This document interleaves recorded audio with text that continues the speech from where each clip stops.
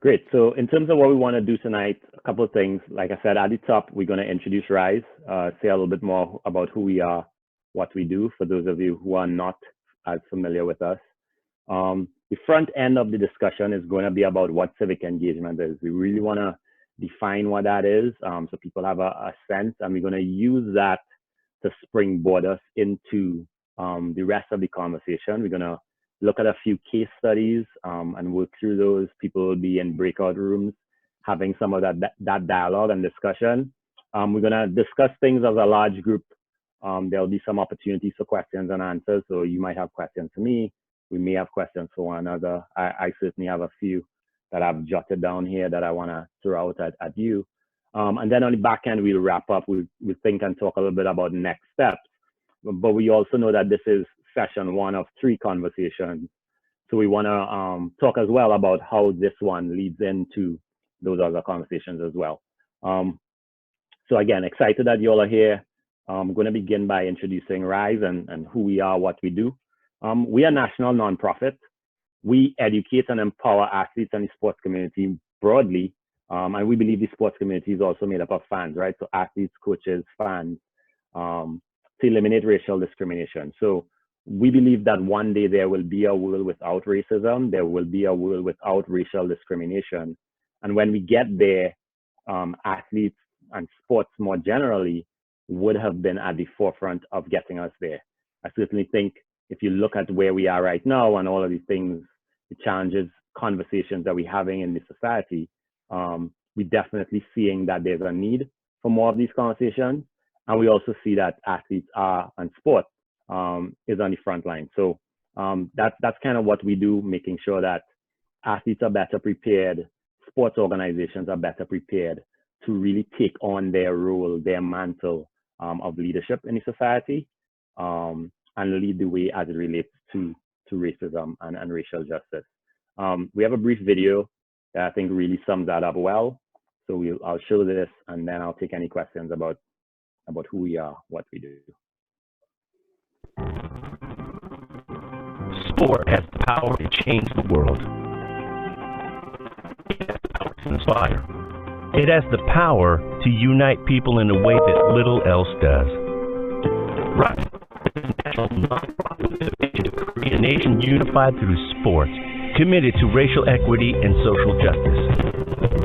We educate and empower the entire sports community to eliminate racial discrimination, champion social justice, and improve race relations in the country. Rise works with athletes, coaches, and administrators at every level to equip them with the knowledge and skills to address racism, prejudice, diversity, and inclusion. Through sports, we can bridge divides and bring people together to create meaningful, lasting change. The sports community has a powerful voice and can lead others by pledging to end racism. I pledge. I pledge. I pledge to treat everyone with respect and dignity. I will not tolerate racism. I will not tolerate racism or discrimination of any kind. I will speak out. Speak out. Speak out. Rise up. Rise up. Rise up. and be a champion of change. Take the RISE pledge to end racism at risetowin.org/pledge.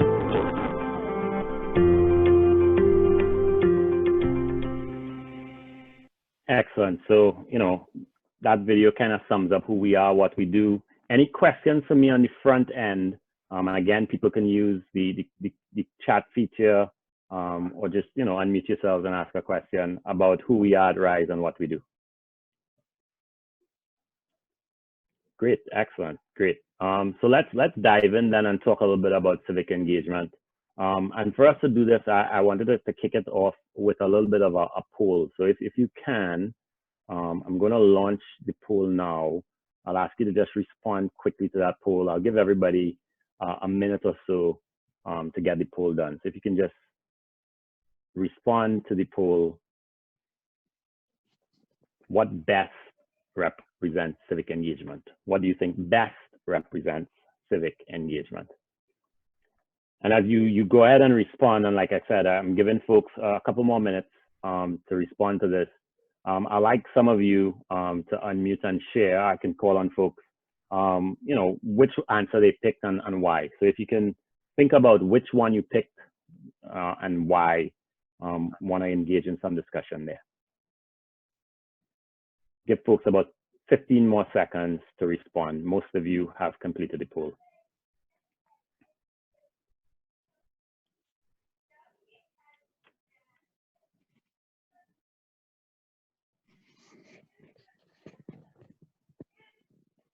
All right, gonna end the polling now. I'll share the results in a little bit, but let me have a couple of folks just share which one they thought, which example they felt was civic engagement, and why. I'll call on Patrick only because you're at the top of the screen. So Patrick Watkins, if you don't mind sharing, which example did you pick and why did you say that best represents civic engagement to you? Yeah, I chose protesting, and civic engagement is basically when groups of people do some sort of activity to address a public concern or issue. And so voting can directly affect that and stuff like that. But with protesting, you can do that anytime and anywhere, and it comes in many forms. So I just felt like people can engage in that pretty easily. And that kind of represents what you're fighting for and whose side you're on in terms of the issue or concern. Excellent, and well said as well. Yeah, so I think you're absolutely right. Voting can be one form, but protesting definitely is. And I think, as you said, it kind of shows what side you're on. It is people kind of directly advocating for change. I like that a lot. Santiago, do you mind sharing some of your thoughts? Which one did you pick, and maybe why you picked the one you picked? Of course. I picked voting because I was thinking about it, and like it's kind of like when you vote, you elect people who you think are going to help create systematic change. Mm-hmm. So that's so I feel like that's systematic change is important in accomplishing what we all want to accomplish. Beautiful, excellent. Yeah, love that view as well. Let's have Yasmin. Yasmin, if you don't mind sharing. I chose mentoring youth in the community because the youth are the future. So if you can get their mindsets right and prepare them for what the world is, you can change basically change the world and change how people view things. Excellent. Yeah, I like that response as well. And I think you are absolutely right as well. Let's hear from one more person. I like that so far. I've chosen people who picked different things. So that's been interesting as well. Let me hear from Kelsey. Kelsey Ransom, if you don't mind. Which one did you pick and why? What's your kind of rationale? Yeah, I picked voting as well. Well, I was debating between voting and protesting, but I picked voting because I feel like civic engagement has to do with like the people and like their opinions of the people and coming together to, make a common change and a common goal. And I feel like doing that as like not just a right but a responsibility accomplishes that really well. Excellent. Yeah. Again, very, very well said. And I think, one of the good things about this poll, and I'll share the results. One of the good things about this poll. So while most of you, just most of you, 53% said, voting for you best represents civic engagement. I'd say the good thing about this poll is that all of these answers do meet the definition of civic engagement. So each of these things are examples of civic engagement. Not surprisingly though, most of you said, hey, voting best represents that. And I think that's one of the things that has been most interesting for us at RISE. And I think most interesting for us to think about as we think about next steps, all right? So if you are saying, hey, I want to be more civically engaged. I want my student and athletes to be more civically engaged, my teammates, my peers, and my community. A really good place to start the conversation is around what civic engagement is. If we think it's only voting, I think that's good because voting is such a powerful example of what civic engagement is. But I think it's also important for us to recognize and see the scope of civic engagement. So I want to start then with a little bit of a definition around civic engagement. And then, maybe I'll have a few folks share what their thoughts are. What are your thoughts or reactions to this definition? So civic engagement, to RISE, is acting to address issues of public concern by developing the combination of knowledge, skills, and values to make a difference. Acting to address issues of public concern by developing the combination of knowledge, skills, and values to make a difference. So while people kind of soak that in, I'm going to ask Grace Ann Bennett, then John McHugh, and then Veronica Mullen, just kind of give me some reactions to that. Well, what do you think of that definition? Does that make sense to you? Does it jive with what you thought before? Just some of your thoughts around the definition. I think that if this is the definition they're giving, then to me, civic engagement would be defined by like doing your part to educate yourself, and then maybe there would be a separate definition for actually acting on it, because this one really focuses on developing the skills to do so. Excellent. Thank you. Thank you for sharing that. Veronica? Or... Yeah, I would just kind of piggyback off that, looking at how this is written. It seems more education-based rather than action-based. So when we looked at the previous poll, when you're talking about protesting, voting, my initial thoughts of civic engagement is very much leaning that way. What is, as a group in a community, what actions are you going to actually take?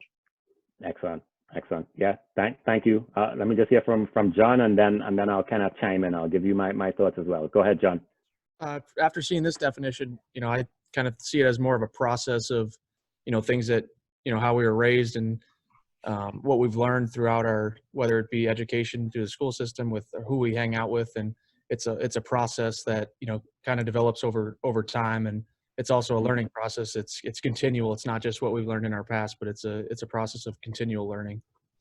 Excellent. Yeah, thanks a lot for sharing, John. Yeah, so I think definitely starting with what you said, John, civic engagement certainly is a process. I'll highlight what for me are three really central pieces of that process. But I think as Veronica kind of shared, and this I think is super important, is for me, the definition is a little bit limited because civic engagement does go into the action piece. So I think it is about acting to address issues of public concern. And I think what the definition highlights, which I like about it, is the broad range of things you can do, resources, skills, etc., you can bring to the table to bring that action to bear, so to speak. So it is about the educational piece. But I absolutely want to underscore, kind of to what Veronica was sharing, that this is also about action. Civic engagement is action, yes, but it is simultaneously preparing yourself to take action. Does that make sense?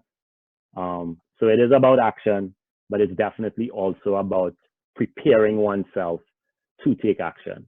And there's three things that I really want to underscore in the definition. So thing one is, it's all resources. It's all resources. So what are the resources that you have at your disposal? Is it your intellect, your intelligence, your creativity, your passion? Is it let's just ask whoever to mute, please. Is it financial resources, networks that you might be a part of? It's a wide range of resources that you might have at your disposal. So what are you bringing to bear? We all have different types, different access to resources, but civic engagement is about all resources. So that's the first point. I think that's critically important, because we need to act where we are, right? And where we are is a function of access and the resources that we have. The second big piece for me is around, there's an issue of public concern. So civic engagement says that, hey, I am suspending for a moment more of my inward or selfish or self-centered types of desires, and saying, hey, there's a community, there's a society, there's a group beyond me that I care about, and I want to make sure that the issues and concerns that exist for that group are being addressed. That's the second big piece. And then the third piece, which I don't think we should forget, because I think it's absolutely critical as we have these discussions, is it is about making a difference. So one of the big questions I think that we need to absolutely begin asking ourselves as we become more civically engaged and engage in specific types of action is, what is the impact that what I'm doing is going to have? How am I able to see that impact? How are we able to realize that, measure that, etc.? So I'll pause again, see if people have any thoughts, any questions at this point.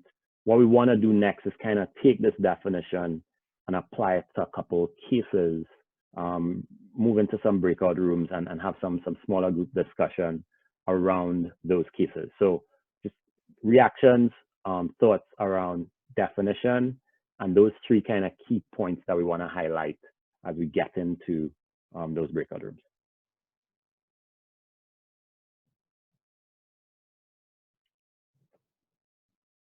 Okay, great. Love it when I am so clear. Everybody's good. Okay, cool. So what we're gonna do next? Is we're gonna get into some breakout rooms. We're gonna have about 9 or so rooms. We'll have 5 or so, maybe 6, 5 or 6 persons in each room. And what I'm gonna ask you to do is to think about 4 questions. So each of you will have a case. I will share all of these things in the chat shortly. Each of you will have a case. And what I'll ask you to consider are these 4 questions. So as you think about the case and look at the case, what's the issue of public concern being addressed? All right, so we said one of the definitions, one of the pieces around civic engagement is that there's an issue of public concern. So what is the issue of public concern being addressed? Secondly, what are the resources that this person brings to, or group of persons bring to bear? What is the knowledge, skills, etc., other types of resources that they might have had? What did you learn about the person's values? What did you learn about their values as it relates to this type of action? And then finally, again, what's the impact? All right, so what's the issue? What knowledge did they have, or resources more broadly? What did you learn about their values? And then finally, what was the impact of the action? I was group 4, and my group accidentally did this one.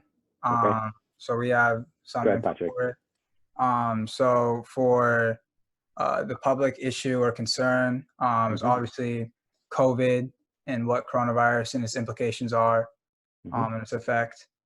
The knowledge and skills that Kat demonstrated was he knew how big his platform was as one of a prominent player in the NBA. And obviously him having a personal experience with his mother getting COVID, he had a personal knowledge of what it can really do. Your health can really go from 100 to 0 real quick.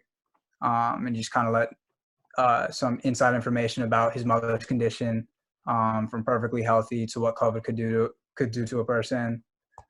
And then the third question, what did you learn about his values and stuff? I would say that family was really important to him, and I think that can connect with a lot of people, just because everyone has a family, and a lot of people consider family to be their closest shell of people that they can relate to and go to in any situation. So using family as a value to spread awareness and knowledge about how we should tackle COVID and stuff like that. And I think he had a pretty large impact with the NBA obviously shut down after this. And I think people started following some guidelines so we could start moving forward and stuff like that. So. Got it. Yeah. Thank you. What do you think? It's really powerful example for me because, I think we're seeing here athletes showing a very vulnerable side. Oftentimes I think, the narrative around what athletes have been doing has been framed in they have been protesting. I think this is a really example of an athlete opening up and saying, hey, this is how this pandemic has impacted me personally, impacted my family, something really, really personal that, he obviously doesn't need to share. But again, that value around how am I impacting my broader community? How am I addressing this wider issue? Remember, again, this was at a time, where there were doubts about how serious COVID-19 was, who was it impacting, how was it impacting them, etc. And so you have an athlete kind of standing up and saying, hey, this is something that's necessary for us to discuss. Let's talk about LeBron James. Let's talk about the LeBron James example. Which group had this one? I think it was group 5 and group 10. I'm in group 5. Our group had this one. We talked about the issues that he's addressing are education, unemployment, and resources, which would be nutrition and safe activities. And from a knowledge and resource standpoint, he's obviously got a very significant platform, but he's also knowledgeable of the situation and the needs of his community because this is the community that he grew up in. So it's really obvious here that he cares about impacting people who need assistance, in particular his hometown. He doesn't want his community to go through what he went through. So as Antoine said, he has shown empathy for his community and an understanding of what they're going through, what they could go through without his assistance. And he's offering access to resources that he didn't necessarily have growing up. From the standpoint of making an impact, he's put quite a bit of ownership in the hands of the parents, not just the students, by giving them an opportunity to finish their education and set an example for their children. So he's not just impacting one generation. As Taylor said, he's impacting many generations. And because of the platform that LeBron James has, he's really encouraging others to give back to other communities and take similar actions that he did. Because he's LeBron James, he's essentially encouraging a lot of other big name people and athletes to step up. Excellent. Anybody else want to add, either from your group or the other group that had this example? Anything that he didn't cover that you want to add to?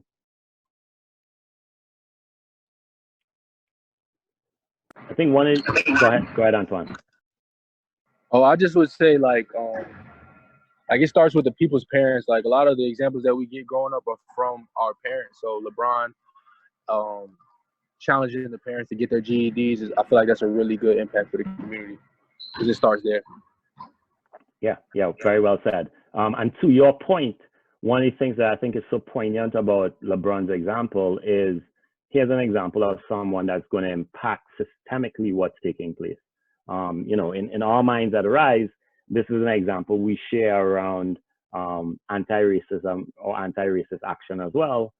Because if you think of racist and racism being systemic, you need to think about how can you break down the systems that perpetuate it. We know that things like education, etc., can keep people in a cycle of poverty, can keep persons in a cycle of poor healthcare, etc., etc. So this is LeBron deliberately creating institutions and systems and aligning them with other systems and institutions that can allow for breaking or getting through that cycle. Okay, so I think overall, the point that we've kind of made is that, there are different ways in which we can be civically engaged. We saw persons do it a little more personally, a little more emotionally. We saw persons do it a lot more systemically. They've all approached it and done it in different ways. And what I want us to think and talk a little bit about now is, well, how might we then take those models, take the definition that we have, and turn that on ourselves? So let's think about what we can do and what civic engagement might look like for us.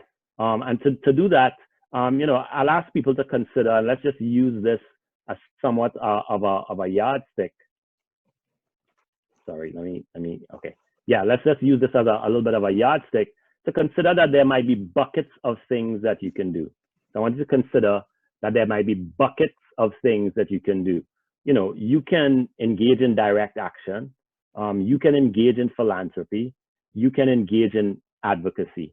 So, I want folks to kind of think and talk a little bit about what are some ways in which you might want to be civically engaged. I'll give everybody about 30 seconds to reflect on that.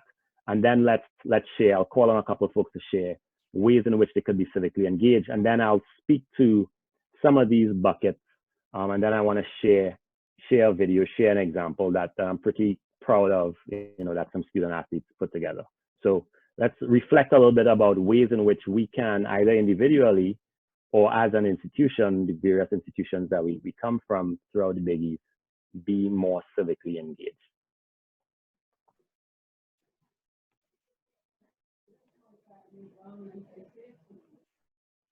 And again, I'm going to ask a couple of folks to share in about 45 seconds. So again, we're saying civic engagement is addressing issues of public concern. So one of the ways to approach, the question is, what are some of the issues of public concern on our campus, on our university? What are some of the things that we would like to change? Another way to think about it is from a skill standpoint. Hey, I have these skills. These are some assets that I have, resources I have. What can I best put those resources towards? So the different ways to approach that question, but I have three buckets here that can help us frame and shape our thinking around what we might or might be interested in doing.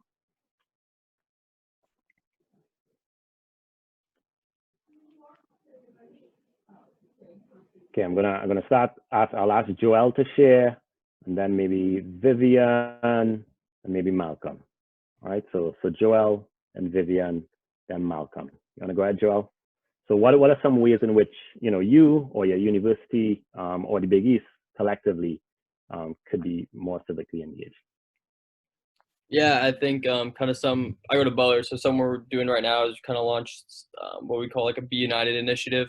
So it's basically just a huge kind of civic engagement initiative where we go out in the community and we're helping schools that might need help, or kind of encouraging voter registration and getting people to go out and engage civically in both of those areas. Voter registration wise, we're kind of doing something amongst our teams where we're challenging our different student athletes to participate in voting, go out and register, be educated, get absentee ballots if you need to, request them early enough in order for them to get sent in. And then within the community is kind of more, it's a little bit hard with COVID obviously right now, but supporting businesses that might have been affected more by COVID, going out and smaller businesses that don't have as much of a big name brand. So instead of maybe catering food from Olive Garden, for example, you're catering from a smaller local business that needs a little bit more. So kind of to the PowerPoint right now, I guess that's the direct action part of it. And then through the Be United initiative, we're definitely using our voices to speak out against the injustices that are going on in our country right now as well. Beautiful. Yeah, and I think you actually shared maybe 2 or 3 different examples there, which is good. So you're talking about which groups, which companies, which organizations you patronize, and you give your direct dollars to. So that's good. You also talked about using your platform, educating others to get registered, to learn more about absentee ballots, etc., and to speak out around causes and injustices as well. So all of those definitely qualify. Vivian, you have any thoughts? Yeah. So what we're doing is like a team and staff. We are having like guest speakers pretty much come and educate ourselves. So we're educating ourselves about, just the injustice that's going on right now. And we're taking our time to listen to them so we can make ourselves better, so we can promote change.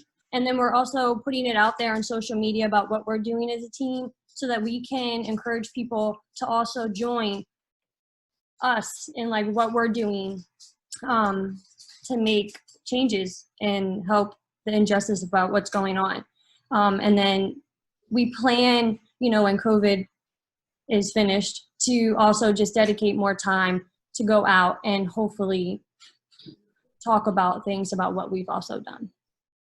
Got it. So I like that. Hey, we're planning some things, then we're going to go out and tell people, encourage people, use our platform, and then on the back end, we kind of report back as well. And again, that is particularly important, I think, because the impact part of what we do is critically important. Let me hear from Malcolm, and then I'll kind of share a couple of examples from a RISE perspective. But go ahead, Malcolm. Sure.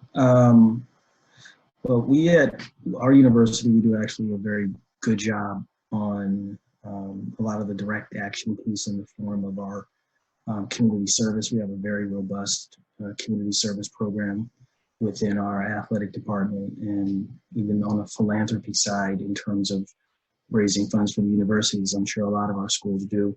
And I think we're learning over the past several months in particular that there's a lot of introspective sort of education that we need to do, learn more about ourselves as a university, learn more about the student athletes in our population and the issues that are impacting them, and then how to turn that into advocacy. We're doing a lot more sort of collectively, not only within the athletic department, but partnering with other offices on campus that have been working in the diversity, equity, and inclusion space for decades. That's their area of expertise. But then how to turn that into meaningful change, not only on our university, but then to take that out into the community and that surrounds our university. So I think there's a lot of things we feel like we've done well, but I think the education piece is something that we're really putting a focus on now, and how to turn that into on and off campus change.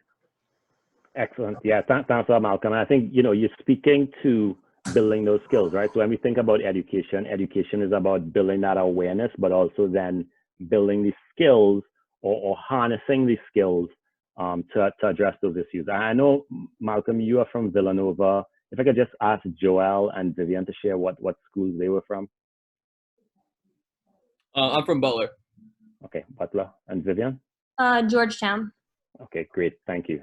Just want to make sure that everybody was aware which institutions you are attached to.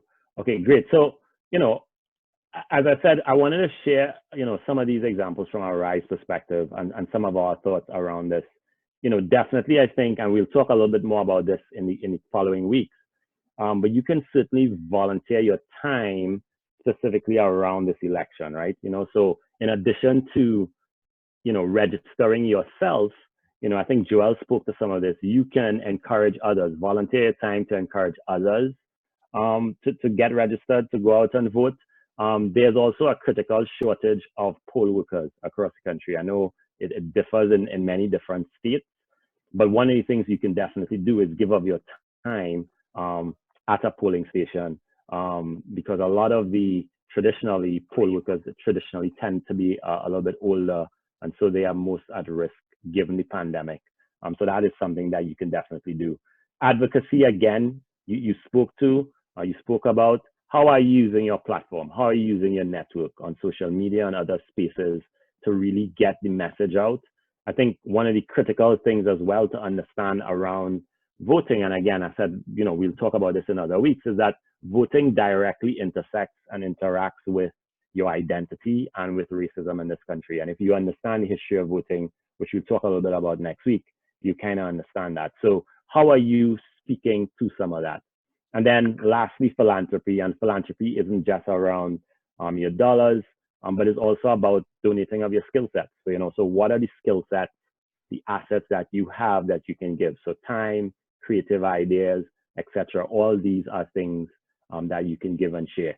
So, in that vein, what I wanted to share is a video that was produced, creatively thought about, executed, everything by RISE interns who worked with us over this summer. One of the members was from Georgetown, or she's still at Georgetown actually. So really kind of proud of the work that they put in. Her name is Ashanti Calendar.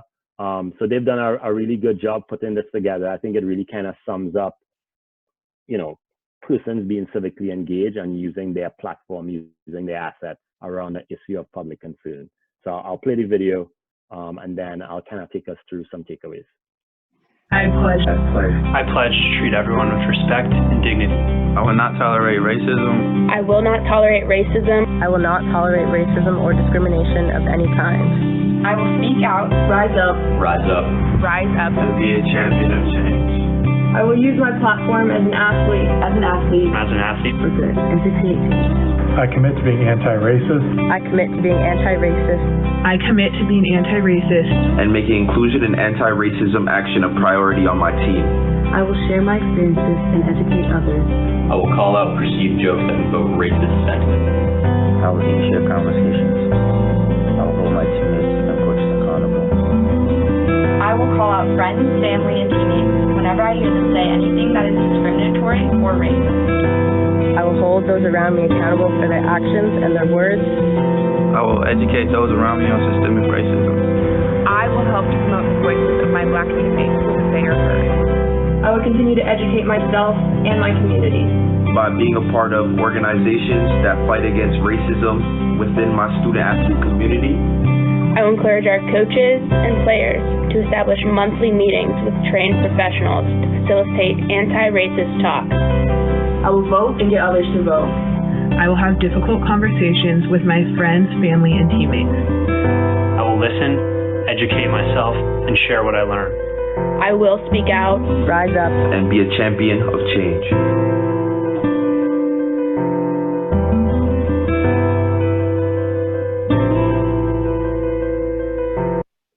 So, I'll share a link to the video with you, but it's definitely, I think, a really good example of student athletes using the abilities that they have, the resources that they have to bring about change.